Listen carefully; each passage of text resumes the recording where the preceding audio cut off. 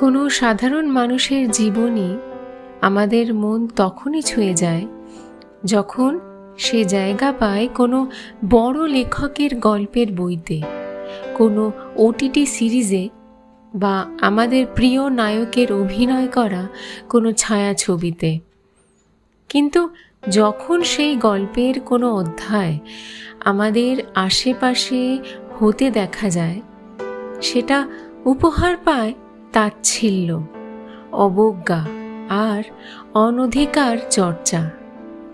কখনোই তাকে সম্মানের আসন দেওয়া হয় না, কারণ হয়তো তখন তার সাথে কেউ নিজেকে মিলিয়ে নিতে পারে না। সেই মানুষের হেরে যাওয়া ইচ্ছে, খাটনি বা স্বপ্নের কোনো দাম থাকে না, যতদিন না তাকে সমাজ মেনে নিচ্ছে।